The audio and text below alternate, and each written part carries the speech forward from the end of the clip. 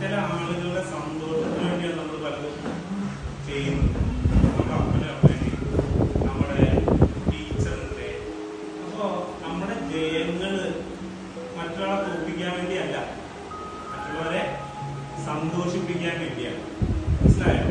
അപ്പോൾ ഒന്നോ രണ്ടോ എന്നുള്ളതല്ല, നമ്മളൊരു കാര്യം ചെയ്യുമ്പോൾ അത് നമ്മൾ ആത്മാർത്ഥമായിട്ട് ചെയ്യുമ്പോൾ അതുമൂലം കുറെ ആളുകൾക്ക് സന്തോഷം ഉണ്ടാവും.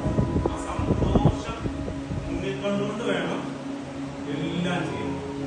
മനസ്സിലായോ? കൂടെയുള്ള ആളെ തോൽപ്പിക്കാനല്ല നമ്മൾ പഠിക്കുന്നത്, കൂടെയുള്ള ആളെ തോൽപ്പിക്കാനല്ല നമ്മൾ പാട്ട് പഠിക്കുന്നത്. പാട്ട് പാടുമ്പോൾ നമ്മുടെ മുന്നിൽ സന്തോഷം തോന്നും. അതായിരിക്കട്ടെ നമ്മൾ ജീവിതത്തിൽ മുഴുവൻ നമ്മുടെ ലക്ഷ്യം അതായിരിക്കണം.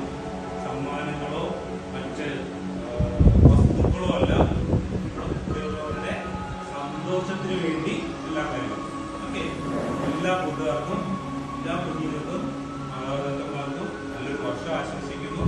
ഒരുമിച്ച് ഈ സ്ഥാപനത്തിലൂടെ ഒത്തിരി കുട്ടികൾ സ്നേഹം അഭ്യസിക്കട്ടെ, വിദ്യ അഭ്യസിക്കട്ടെ. എല്ലാവിധ ആശംസ ടീച്ചറിനും കുട്ടികൾക്കും മാതാപിതാക്കൾക്കും.